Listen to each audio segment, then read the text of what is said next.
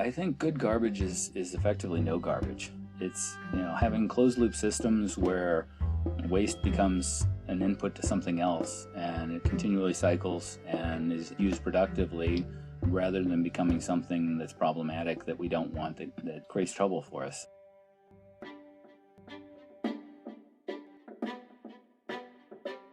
Hello. Welcome to the Good Garbage Podcast. My name is Ved Krishna.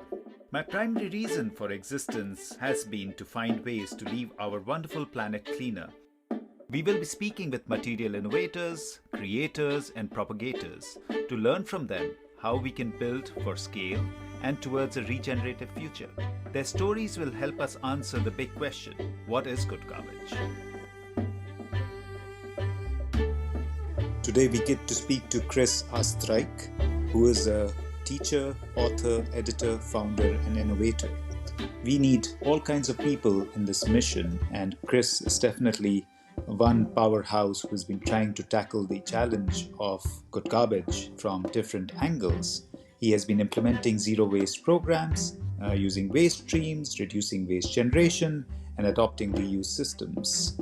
He also worked on launching Morph bags, which are basically reusable bags made from materials rescued from landfills. He is the co-founder of Circular Design Lab, a self-organized and citizen-driven project based in Thailand that focuses on brainstorming and delivering solutions to environmental and social challenges. He's also a professor at Thammasat University in Bangkok, Thailand, where he teaches circular economy. He's an author and editor, publishing regularly in a place called the Wicked Problems Collaborative, and has contributed to Salt Magazine, Harvard Business Review, CSR Asia, and Sustainable Brands. In today's conversation, we cover the concept of waste, how we can implement solutions to mitigate and repurpose waste streams, and find value in garbage. We also cover the ideas around the importance of storytelling and systems thinking in order to solve environmental problems creatively and proactively. I hope you'll enjoy this conversation. Hello. I'm so happy to have Chris Oestereich. So Chris is a circularity warrior, I would say, and he comes at it from numerous angles, through prolific writing and spreading awareness, through building brands, enabling collaborations, spreading education and awareness, and also enabling products and ideas. Chris, I'm very excited to have this conversation, also because we haven't had anybody educate us in this domain of systems thinking and how do you take a complex problem and really impact change. So thank you for joining us. I know you're a very busy man who moves between two countries all the time. So thank you for taking the time and being on the show. Happy to do so. Thanks for having me on. So I would love to hear about your years growing up. What impacted your life that led you towards this whole domain of sustainability? If you can think of early kind of impacts around packaging. Trying to think about packaging. I guess I don't have a specific story about packaging from my early years, but I can remember being deeply impacted by a speaker who came to the preschool that I was at. I think I was around 4 years old. And I guess, given the timing of this person was probably a hippie. It was, late 1970s. And he came to speak to us about air pollution and water pollution and things like this, and the importance of us changing the way we live so that we can have a nice planet for ourselves and for those that come after us. That's like the only thing I remember from the couple of years that I spent going to that school. It just really, really resonated with me, even at a young age, that we were doing things that we shouldn't have been doing to the planet, and that we needed to figure out a different way to live. That's wonderful. Talk to us a little more about your growing up years. Where did you grow up? What was that like pre your graduation? And then, of course, we'll touch on your studies. Sure. So I grew up in St. Louis, Missouri, in the Midwest, and I was on the edge of a relatively big city in the Midwest there, but I had family that either lived in rural areas or had homes in rural areas. So I spent a lot of time going out into nature, fishing, hunting, hiking, all that stuff, just spending lots of time just wandering in beautiful, open, natural spaces.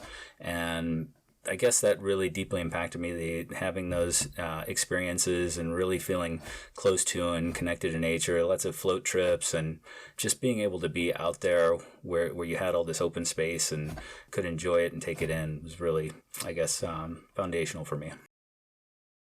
Super. And that's such a common thread in the people we speak to, because we are all from a similar domain. And I think one thing that actually connects all of us is this exposure to nature early on and this affinity that gets created with that. And then eventually you go on and do a master's in environment management in Harvard. But then you also, before that, of course, you do a bachelor's in the St. Louis area. Talk to us more about your education and how that shaped your current work. My first master's was an MBA, and that program, I think we spent about 1 hour on CSR in the entire program. As we went through it, I don't think I really knew what I was signing up for when I went into that program. I knew that I was going to learn a lot of different things, and that it would be potentially good for my career, and I'd understand how businesses were run better, because I was mostly kind of in a technical background before that.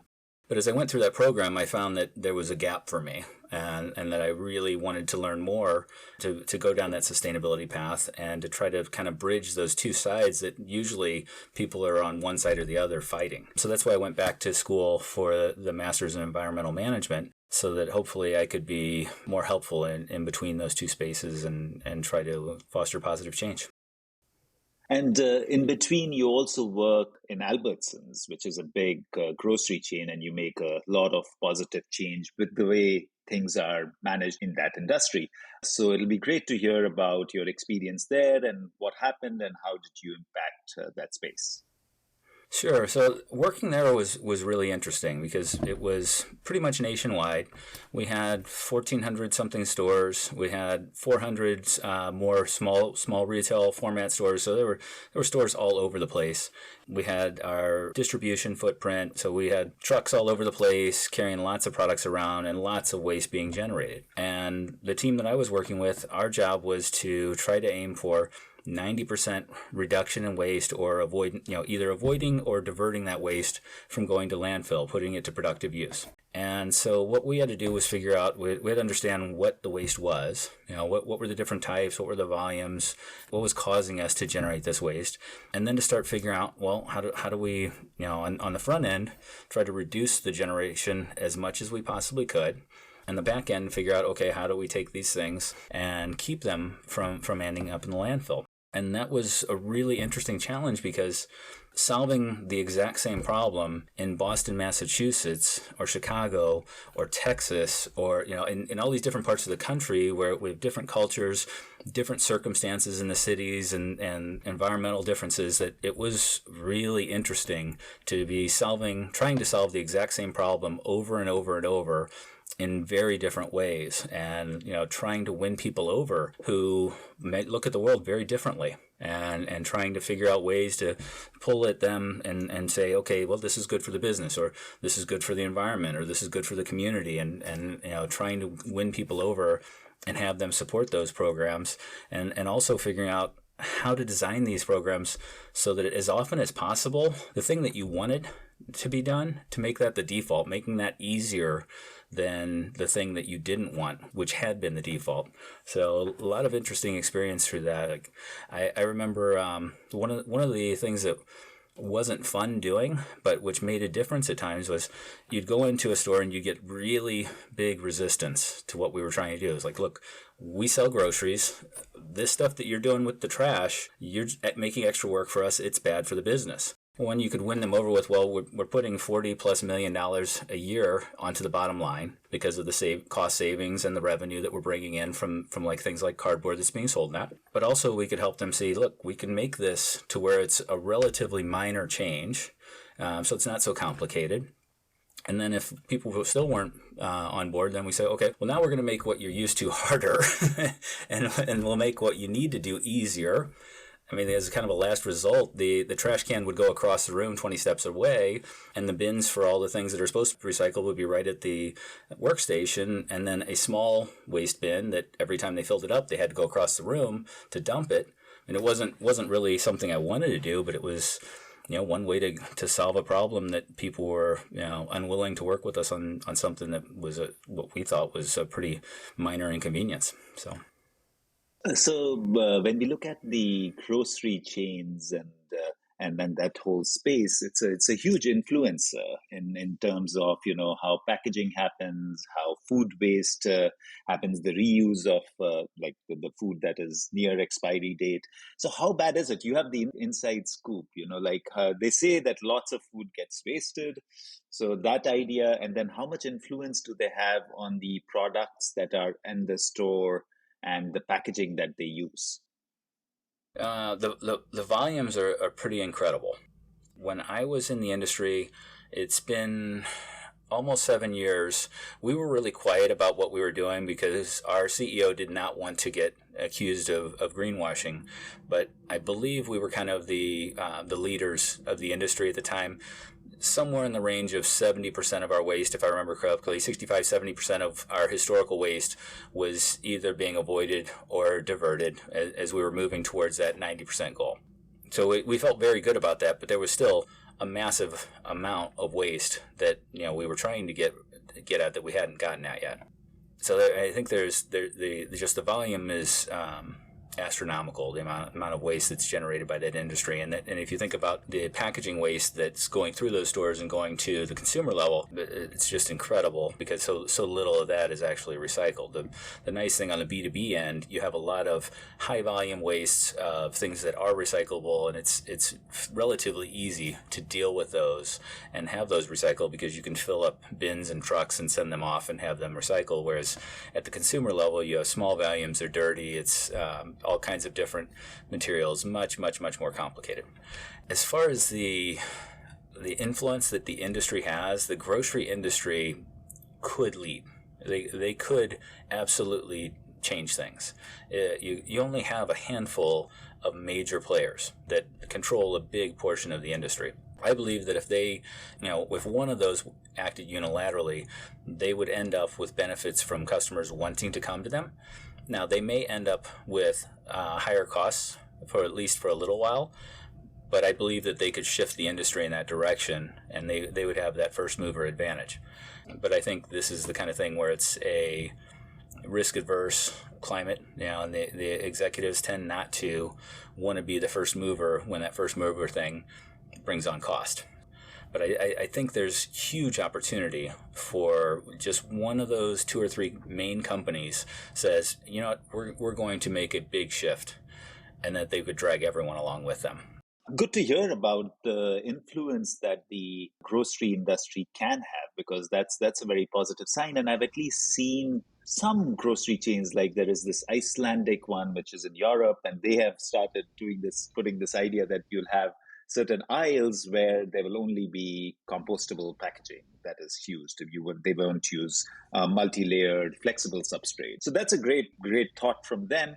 And it's good to hear from you that that can have an influence. And I'm sure the consumers being more and more aware, which will help the grocery chains as well. So I'm going to pivot a little bit and come back to your journey. How do you end up in Bangkok? And I know there's a lot of work that you do there. Tell us the story about how that happened in your life and how Bangkok became such a central aspect of your being.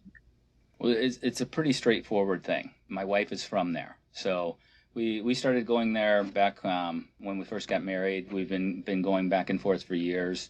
And I guess it was about 8 years ago, our kids were in grade school at the time, and they'd spent all of their life in the U.S. up to that point, and we decided we wanted to take a chance and go to try to live over there and see if we could make that work and give them a chance to know where mom was from and be closer with her family, and ended up being there for about 6 years and taught at a university and have lots of close friends and all kinds of interesting things going on there. So yeah, I love it there.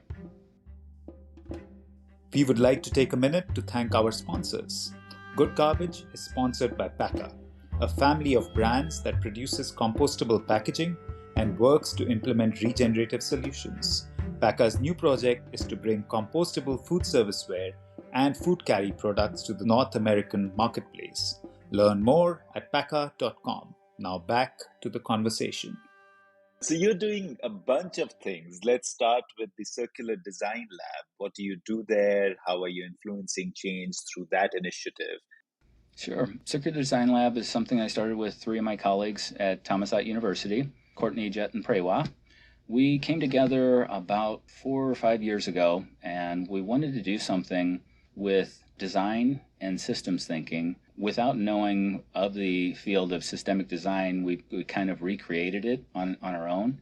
And looking to do something at the community level, teaching people who felt like they couldn't make a difference around all these growing challenges where they live. And so what we did was just kind of, we spent some time meeting up, talking through what we might be able to do with different skill sets that we had, the experiences we had. And then we just kind of ran a workshop once over several weekends, over a couple of months, and taught people how to kind of look at a systemic problem. A lot of time spent out in the neighborhood, observing, interviewing people, trying to understand what were the forces that were leading to undesired outcomes around whatever problem it was that they wanted to dig into. And then kind of thinking through what they learned from that, sharing that, kind of sense-making journey. And then from there, we go into ideation and testing ideas, prototyping, and trying to see if we can come up with something to deliver positive change. That leads to people going down one of two paths. Some people come out of those workshops and they try to start some kind of local initiative or a startup or whatever to try to make direct change. Some people are there more for an academic exercise and community building, and they just kind of take what they learn and reapply it in their job or in their community and that. And just been a really interesting, fun journey. Last couple of years with the pandemic have been much, much harder for us because this is that kind of thing where you don't have to be in the room, but it really is positive to be in the room. You get 40 or 50 people in the room and they're kind of around, and you say, okay, go work on this. And then you survey the room as a facilitator at that point and go, okay, they're doing great. They look lost. Let me go work on that. You do that stuff on Zoom and it's just, I wonder who's lost and who's doing great. And you just feel like you're interrupting the people who are doing well, and you're missing the people who need your help. But kind of getting back to that place where we could start doing stuff in person again. So hoping to get more involved in those things soon. It must be really refreshing to be around youngsters and to get all these ideas popping. Can you think of a couple of great ideas that emerged there that really blew your mind in some way? Like, oh, this is a great idea. This one didn't come directly out of our workshops, but it was something that came from students from the program that I teach at. In the midst of the lockdown period in the pandemic, two of our former students found that organic farmers outside of Bangkok were really having a hard time getting their food to be sold, and they were getting into dire financial situations. And so what they did was just like borrowed a truck and started going and picking up groceries and delivering them and like selling them out of the truck. And I'm probably getting some of the details wrong, but basically they were basically like a grocery rescue company at first where they were working to get this food into people. And then it developed into something where they had regular sales at markets. They would have go to a weekly market and sell from a truck. And they started doing delivery points and things like that. And then they opened up their own grocery store. And now they have an organic grocery store in the heart of Bangkok, and they're absolutely beloved. There's a huge community of people that absolutely relies on them there. And the neat thing is when I look at their website, the things they're kind of their pillars of their values and what they're doing, and I'm like, oh yeah, I absolutely love what they're doing and why they're doing it. I can't take credit for any of it, but man, it's really cool to see, and it just gives me hope that people are starting to look at things differently when they're starting businesses. They see the circumstances we're in, that we can't keep doing the things the way we are, and so seeing what they're doing is it's exciting for me. Yeah, and also I looked at these ideas that you're talking about, and it was also very interesting to see this whole idea of like in the States, you have imperfect foods. There's food that doesn't look great, but of course it tastes exactly the same or even better at times. And the idea of taking those products that would be thrown away and putting them into the system. So that's also very, very encouraging to see that people in Bangkok are kids in Bangkok are doing that. Any other ideas that come to your mind that emerged from this whole cohort that you've created? There were a lot of ideas that were kind of gathering steam at the beginning of the pandemic, and unfortunately, a lot of them kind of fizzled out or got put on hold.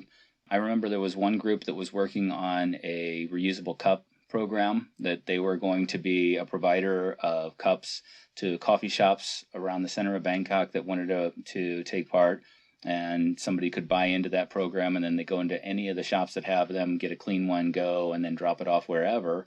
So they were making good progress. I don't know if they've been able to start back up, because I'm more in the U.S. now. There was one program that was working on basically providing information to people about recycling. Wherever they were, you could get in the app and go, okay, here's what's able to be recycled in this area. Here's where you need to go. This is what you need to do. And they were trying to work with different organizations that were involved in that industry to make sure that, in Thailand, it's difficult to recycle because a lot of the programs aren't formal, and whether or not something is recyclable is very much a very local phenomenon. So there may be a business in your neighborhood that will take this, or in the next neighborhood that will take this, and there may not be another one for a couple of miles, or there may not be any more at all around. So having that kind of knowledge is really, really helpful. So those are a couple that come to mind. So let's move to another of your initiatives, and this is more to do with the industry and how do you influence change there, the whole idea of linearity to circularity. Talk to us through that, how that came about, and what is it that you're trying to change through this program? Well, Linear Circular is a consulting firm that I've been running for several years. What I do there is basically take the knowledge that I gained working in the grocery industry, go out to organizations, corporates, development organizations, and try to help train people, help them look at things differently, and help them design and implement programs to make positive change. What I'm trying to do long term there, through that as well as through my teaching, is to help people kind of shift their perspective.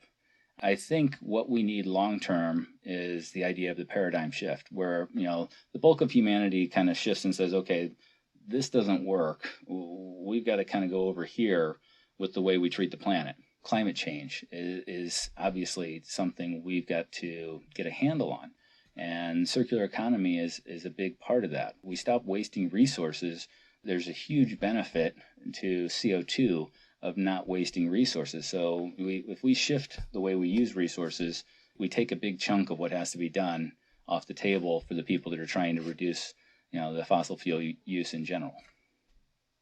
And let us take it forward to this idea of Morph, which is fascinating for me because, I've always been troubled with this idea of recycling because I feel there is no such thing. There is basically downcycling where, you take it to a level where it can't be done anymore. And the other challenge is, of course, the whole ecosystem where you collect in one place, transport halfway across the world and, downcycle 50% of it and transport it back. So that's been a concern. But what you are doing is collect locally and then upcycle, which is wonderful, which is very interesting. So talk to us more about Morph and also how and if you think that is scalable and multipliable.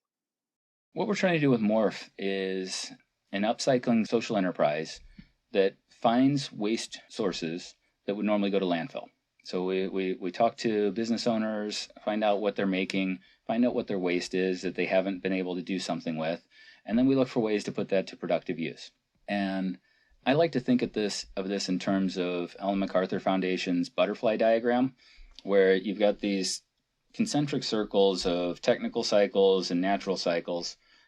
Natural cycles are everything that can grow and be replaced, like wood and food and those things. Technical cycles are everything that you kind of have one shot at it, and if you waste it, it's gone. That's like fossil fuels and things like that are over there. And the circles, what you try to do is use things as productive, as optimally as possible, so that if you have pristine resources, you use them, and then when they're done being used, you try to use them as close to, I guess, as new, those resources again. And what happens is over time, if you're doing this right, they slowly degrade, and then you get to the point where they're no longer reusable, and then you recycle them instead of using them once and then recycling them. So what we're doing is we find these resources, and then we try to use them optimally. Like we have a manufacturer who makes flags, and they have a lot of waste of this beautiful material that gets cut away as they make their flags. And we take those and we're making those into totes and other sorts of handbags and things. I mean, this material, it's super strong, lightweight, really flexible, can carry a lot, and it's got a long life in it, but otherwise it would go to complete waste. So we're trying to do that with those. We have another factory we're working with. They make diving suits, and we get the waste neoprene, and we're making sunglass cases, and we're trying to make other products with that waste. But you wouldn't believe the volume of waste that comes out of these factories that is just sitting there waiting for someone to do something useful with it. We want to have a positive change directly through the waste that we turn into something useful. But hopefully what we want to do is prove a model where people around the world go, well, wait a minute, I could do that here. Why wouldn't I? And they start picking up the waste that are local and doing something that's useful for the local community. The other thing we're trying to do with that business is partner with informal workers. And so there are two informal seamstress communities, one in Bangkok and one in rural Thailand. We're just in the initial stages of partnering with them.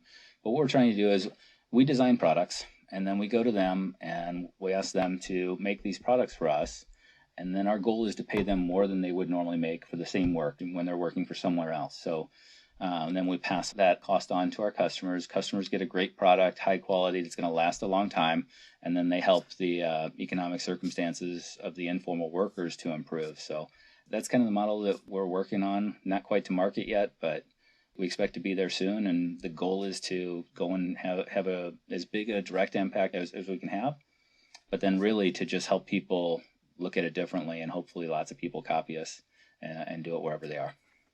That's amazing because you're influencing different sides of the same spectrum, where it's people who are working, the consumers, manufacturers, which is such an interesting model. Do you also already look at post-consumer waste as well, or are you planning to do that, or it's going to remain pre-consumer because there's so much of that? For now, we're trying to start off just with the business side stuff, pre-consumer. Definitely interested in working with post-consumer. The stuff that we're most interested in the short run, there are a lot of other companies working on, turning PET into clothing and things like that. That's kind of taken off over the last few years. So I don't think we need to focus on that. But where we see the opportunity that isn't happening so much is at the individual factory level, figuring out what's there and how to do something useful and to show people that, hey, this can be done and you can have a sustainable business out of it and do a lot of good. And what do you think of scale when it comes to a social enterprise? Normally, what I see is that social enterprises make great change to a local community, but the size of the challenge is so big, and many times, they are not able to scale to that extent. Do you see Morph itself sort of scaling, or do you see, as you mentioned, the replicable models coming in order to be able to create that impact? How do you see this going forward? I think more of a replicable model. There's a community in Bangkok of informal waste collectors. They've been working together basically as a co-op for many, many years. What they did was normally an informal waste collector goes out, they collect their plastics for the day, and then they go to their local waste shop and they sell it for whatever the price per kilogram is. They get their cash, and that's it. That's their income. That's effectively their job. This community, there was a leader of this community who said, well, why don't we become the waste shop and work together, and then we can get a better price for our stuff because we're moving one step up the hierarchy. So we all could improve our incomes by doing that. And he spent quite a lot of time talking to people, convincing them, and slowly winning people over, and got to the point where now they've had their own shop for many years and expanded into, they have a community garden, they have their own insurance program for healthcare that goes beyond what the public healthcare is. Really, really neat example. And the guy that leads that program has gone out and then taught people in other communities what he does so that they can try to replicate what he does. I would love to get to the point where I could do what he's doing and teaching others and saying, okay, here's how we do it, answer lots of questions, support people, and let them figure out how to make it work, where they are for the local circumstances, because each of our solutions is going to be local. So telling people do exactly what I've done probably isn't going to make sense. But here's how we went about it. Here's how we solve these problems. Here's how we approach these things. I think could be really useful for people as they go and look at the specifics of their local circumstances and their opportunities and try to figure those things out. That's where I think I could be most useful, because if I'm trying to solve problems all over the world or build a team that does that, I think just let people deal with their local problems. I don't want to run some massive organization anyways. Yeah, and I can see this, at least where I come from, which is India, I can easily see this being replicable because there is a huge community, again, of rack pickers or people who deal with waste. And of course, if they can generate a higher income through upcycling, it'll be such a boon in many, many ways to take them out of that circumstance that they find themselves in. One of the areas that I'm fascinated with, it's how do you tell a story? Things that you talk about, again, are around the ideas of systems change, systems thinking, and then being able to tell a story, because that's what really influences us as people, because you can give all the data that you want. And I remember my wife, who comes from a similar background of storytelling and social change, we were just setting up this office, and we were talking about this many billion tons of waste. And she was like, nobody understands a billion tons. So she converted it to number of elephants. So it was India. So it was easy to sort of understand elephant. And she said, this many thousand elephants every day is the amount of plastic that is going into the landfill. And that really resonated. So I would love to learn more from you about how you see it and how can this be applied by people who are in the space to be able to communicate better. Two things. Before I get to stories, let me start with teaching. I do a lot of teaching, a lot of abstract ideas around systems thinking and complexity and things like that. And I think those are ideas that when people approach them at first, they're very abstract. And if they're not grounded in practical examples, they can be pretty confusing and they're not really interesting to a lot of people. It's just like, okay, how does that affect me? I don't get it. I'm moving on. So when I teach those, I try to make the language as plain as possible when we're talking about the abstract ideas, and then to offer practical examples that help people attach to those ideas, understand what's going on. When we explain systems thinking and what a system is, I like to use the example of a car. You've got a car, it's there for motion. You turn it on, you drive it around, it gets you where you need to go. The purpose of the car is mobility, right? If you have a room that's full of every single part of a car, you have all the parts of a car, but you don't have a car from a systems thinking perspective. You have to be able to put it together. You have to actually do it, and you have to actually make it work. You leave out one thing or get one thing wrong, that car doesn't fire up. From a systems thinking perspective, you don't have a car. You've got a huge, massive steel, but you don't have a car. So it's about trying to make those easy to understand so that people can find them more interesting and relatable, so that then you can build on them with exercises that help people start to pick apart the system that they're interested in. And then as far as storytelling, I'm really fascinated with storytelling. I used to try really hard with rational arguments, and I still do this in my writing. I will put together these beautiful, at least to me, beautiful rational arguments that are just absolutely watertight. And over time, I think I've gotten to the point where the more important something is, the harder it is to win someone over with just a direct rational argument. But if you can attach a story to it and help people see how something affects an individual's life and make that person relatable to whoever the community or the individual is that you're sharing that story with, that can make a real difference in the way people see things. So that's something that we try to do with Circular Design Lab. At the beginning of our programs and at the end, we have storytelling phases. So after we go out and we gather lots of information, we do our observations and all that, we come back. And what we try to do is each group, whatever system they're looking at, they share everything that they've got there, all of the ideas, the insights, the data, whatever. And then we have them work together to tell a story about that system. It helps them all get on the same page, first of all, so that they're understanding what is the system that they're working on. but also then they can relate it to others and say, here's the system that we're trying to understand and make change in. They use that story to relate it to others. At the end of our workshops, we have a different storytelling phase. After we've gotten through all the ideation and the prototyping and testing, then we tell another story where the groups get together and they tell a story of their journey as well as where they've come to. So what have they learned? What have they tried? How did that go? And we usually try to have a lot of fun with that. So sometimes it's just a presentation. A group's just giving us a pretty straightforward presentation. But our community is pretty fun. They'll typically sit aside and write up a storyboard, and they'll like act out a scene or just have a lot of fun with it. So they're getting the ideas across, but doing it in a way that's really fun and memorable. Those are two of the ways that we use story to try to really engage people more and help them attach to a problem, and also to make it a lot more memorable. Yeah, it's such a complex system when I look at even the domain that we focus on, which is the regenerative or the compostable packaging, that I find that in isolation, you cannot solve the challenge. This challenge of renewable materials, creation of a product, taking the product and being able to market it, and then ultimately being able to close the loop by creating compost. And that's the complexity of the challenge. And you talk about it beautifully in one of your talks that like till you don't look at the entire system, the challenge is not going to be solved.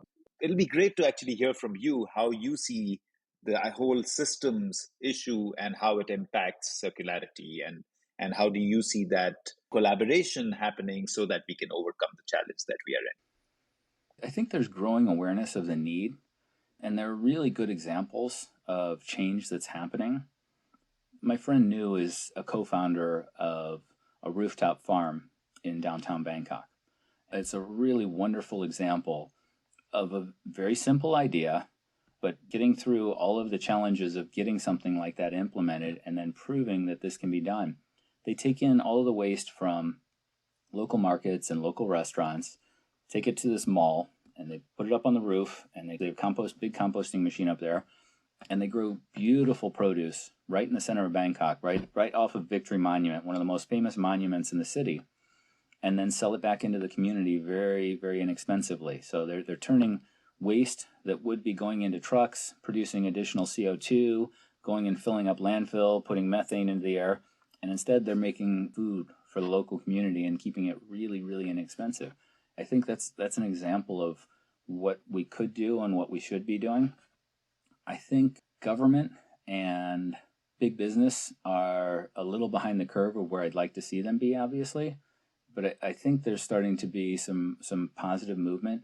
I've seen in the philanthropy area, there's been a shift towards funding systems change. There's the Co-Impact Group is kind of a collaboration between a number of the big philanthropies where they're starting to fund these types of things.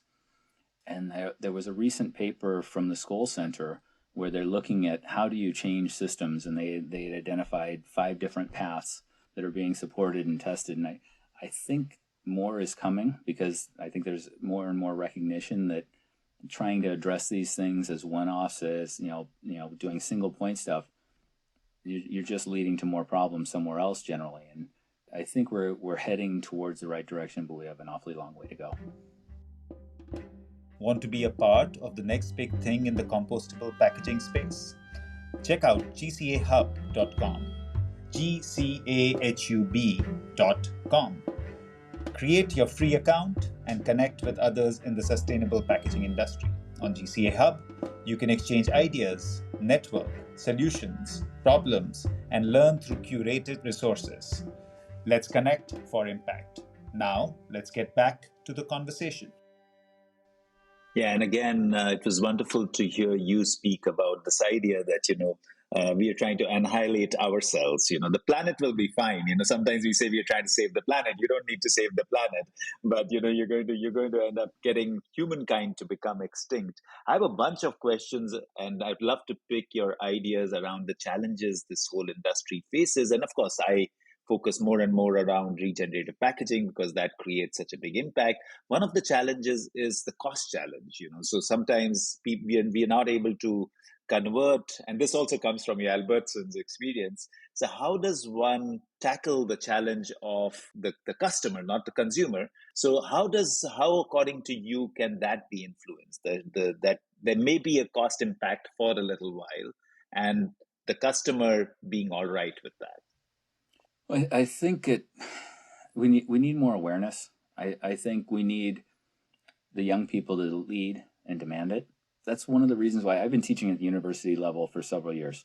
And I've been looking at moving into teaching at like high schools and maybe even younger to try to help bring some more of this awareness at an earlier age. Because one of the things that I really like to see is our students leave our program and they look at things differently and they make decisions differently than I think graduates of a lot of more standard programs do. I want to see, can we get in earlier and earlier and just start having a ripple effect through society because it's necessary. I don't expect industry to lead. I don't expect government to lead. I expect them to be drug kicking and screaming. I hope I'm wrong. I really hope that they both lead. But I expect that communities will just have to demand it. I remember before the pandemic, suddenly there was a big drive to deal with plastic waste in the ocean.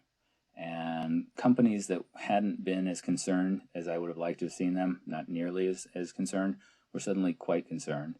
And they were really trying to push to make a difference. The pandemic kind of crushed that push from the communities, but it has to come back. If we don't demand it, unfortunately, I don't think it will happen. So we've got to get people pushing for it.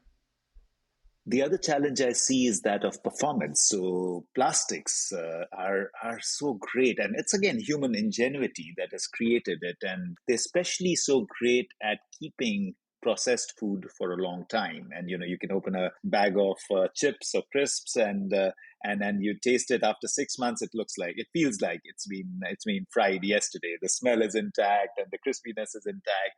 And one of the things that happens with natural products is typically the shelf life is a huge challenge.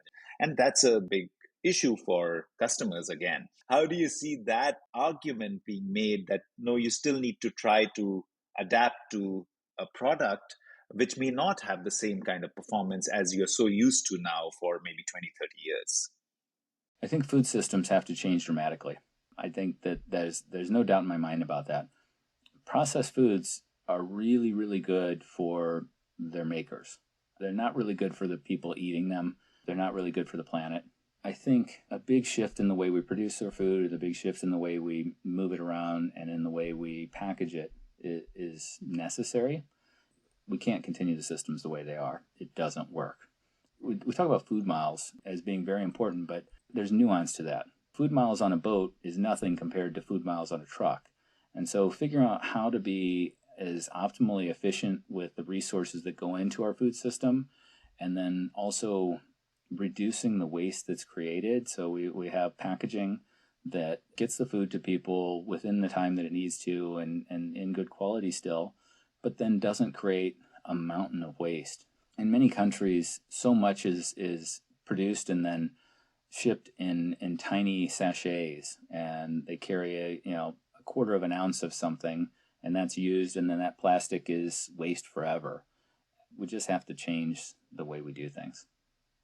And the other challenge that I see is that it sort of relates to what you were saying. The other part of packaging is the whole branding aspect, the whole communication, the aesthetics. And brands typically also use it because of that. They need to be able to make their food look good. They want to attract customers. There's a communication that is happening. How do you see that movement shifting so that we have more circularity in the system? I would ban multi-layer packaging immediately if I could do it. I mean, it's just, in cases where it is purely aesthetic, just outlaw it. There's no justification for that, in my opinion, that you're trying to make your product look nicer because of 2-3 layers of plastic together and they have just a certain luster or whatever it is, a feel. No, just none of that. I think we use way too much plastic. I think there's all sorts of plastic that it's so inexpensive that we use it everywhere. There should be a rationalization. I think there should be a lot of plastic use that shouldn't be allowed, or it should be expensive to do it, through taxing or whatever, so that we get more balance in how those materials are used. And I think we need a lot more implementation of things like extended producer responsibility, where if a company is going to put these things out in the world, that they're going to be responsible for those resources through life and then back at the end. Until we get that, we're going to continue to pile them up all over the world. So we need massive change.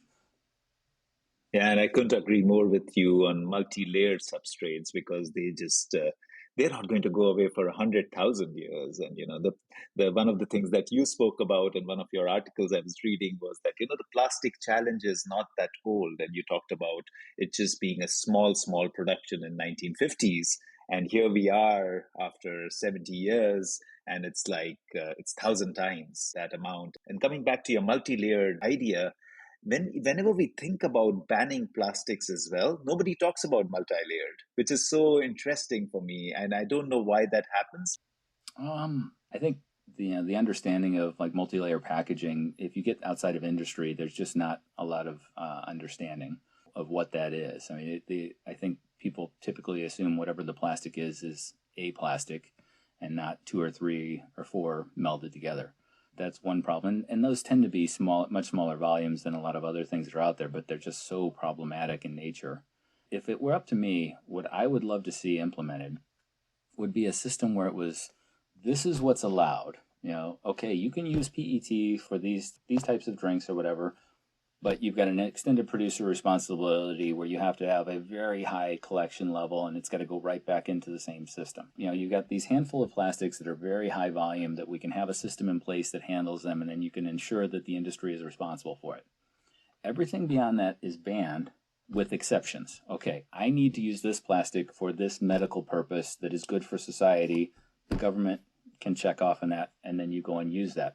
Right now, everything's allowed. It's just Wild West. And you take a plastic that would normally be recyclable, and they add coloring or they mix in some other plastic to it, and it's immediately a single-use item that it's useless forever after that single use. We've got to get away from that system.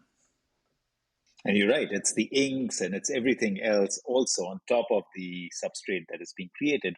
So Chris, you've been working with different companies as well in your linear to circular idea, and in influencing them to look at their whole system and make change. Can you talk about these experiences? How would you like for your organization to become part of this approach of looking at the whole system within an organization and then trying to transform it? How about I share the story of a local project I did with my colleague Jet, who is one of the CDL founders. We were involved with a project where a local community had an incinerator for electricity generation that the waste would go to from the community. The government agency that was in charge of that incinerator hired Jet and I to help with a project where we wanted to look at what was happening with the waste that was going to that incinerator, because it was very inefficient. There was a lot of stuff going into the incinerator that caused them to use a lot of additional energy on the front end so that they could produce energy on the back end. So we held workshops like we do with CDL, brought community members together, got an understanding of what was going on and why, what were the forces that were leading to the outcomes that they had. And then Jet went into the local community and learned more what they were doing, and brought community members together to talk about what kind of change would they like to make. Here are the outcomes we're looking for. How can we change the way that waste is collected and separated in your community so that we can help the government get what they want in what's going into the incinerator, but also help the community have better outcomes? And what they ended up implementing was a change where it was pretty simple. They had the regular trash still. They had a plastic waste bin that they had at each home. And then they put a strainer by the sink in every home for food waste. So we take their food waste, put it in the strainer, let it dry out a bit, and then they put it into a compost bin. So it was lighter, less problematic with smell and that sort of thing. And they implemented a cart, an electric bicycle cart, that went around and collected those three things. In doing so, the amount of waste by weight that was going to the landfill from that community was reduced something like 75%, because about 60% was food waste. And then they had a much cleaner waste stream going into the incinerator. I'd rather they not have an incinerator, but that incinerator's there and it's going to be burning stuff. So at least by making it a lot more efficient, the amount of energy going in on the front end to get it to the point where they could produce energy on the back end was greatly reduced because they weren't burning off all of the moisture in that food waste anymore. They had a much more efficient energy production at the plant. They had more income coming to the informal workers in the city. And the really, really cool thing out of this was by separating the food waste out and drying it out in a strainer, when we first went there, you'd walk through the street, it smelled terrible because they were putting out food waste in a bin, and there was always a bin full of food waste out in front of the homes. After they did this, within a few weeks, that smell basically went away. So it was an improvement of quality of life for everyone, whether or not they were really participating in the program or not. Everyone had the benefit of having a nicer community to live in. So those are the kind of things I want to see happen, where you teach these principles to people, whether it's at a community level or corporation or whatever, and help them to think through, okay, how can we change what we're doing, get the outcomes that we want, maybe hopefully even better outcomes than we have now, and take away some of the unintended consequences that are coming from decisions that didn't consider these things in the past. That's wonderful. And you've been so involved with sustainable brands. And of course, there are lots of huge brands that come there. I clearly see you have such a wonderful way of looking at the entire system and seeing how that works. Because again, if I look at it from my perspective, one of the challenges towards the end of compostability is a market for compost, because today the farms are inundated with chemical fertilizers, and so till you don't create a market for compost, there is not enough encouragement for composting companies to enhance their amount of compost. So again, the complexity of the chain comes forth. Well, I think it depends on where you are. Where I'm at in St. Louis, we've got loads of farms outside of the city. Are they interested in getting compost from the city? Probably most of them aren't. The fertilizers they have are inexpensive, easy to use, and that's what they know. So it's going to take a change in perspective to get that to happen. There's an interesting community in Kansas led by Wes Jackson. The people who are part of that community are absolutely interested because they've learned from him over many, many years, and they understand what they're doing with resources, and so they look at things differently, they farm differently. So I think there's growing interest. It just depends on where you are and who's farming and how do they look at the world. Where I see the real opportunity in the short term is the farm that my friend New runs. That's so replicable. They could do that all across Bangkok, and she has replicated it in a couple of additional places and is looking to continue to do so. I mean, it's pretty straightforward now that they've figured it out and know how to make it work, that they just have to find a space where there's enough room to farm, and they've got some willing partners to start with as far as collecting food waste, and then they can make it work because they have the entire system instead of being a composter and a farmer and trying to get all these different pieces from individual organizations to work together. And I'm glad you mentioned Wes Jackson. He's just done such amazing work with the Land Institute in Kansas, and this whole movement around even no-tilling and growing crops with the soil health being intact. So it's been so fascinating to talk to you. I would love to hear your thoughts on what you think good garbage means, and how do you see that being brought forward as we go through life? I think good garbage is effectively no garbage. It's having closed loop systems where waste becomes an input to something else, and it continually cycles and is used productively rather than becoming something that's problematic that we don't want, that creates trouble for us. So to me it's pretty straightforward. It's what we're doing with Morph doesn't quite get there. It's taking stuff and reusing it, but then what happens after it? So that's what we want to do, is figure out, okay, we're going to make something nice out of this, and then what can we do when people say, okay, this is worn out and we're done with it? Okay, well then we'll do this with it, and hopefully over time we can help business in general see a different way of doing business and changing their products so that we don't have packaging that becomes waste, so that we don't have lots of leftover stuff that's problematic at the end of our value chains. That's wonderful. And thank you so much, Chris, for joining in, for sharing your insights, for the work that you're doing in terms of spreading the awareness, the education. It's been delightful to speak to you. Thank you for taking the time and joining us on the Good Garbage podcast. Thank you so much. It's been a real pleasure. Thank you for listening to the Good Garbage podcast. Follow us on social media to never miss an episode. Links are in the description below. I'm your host, Ved Krishna. See you next time.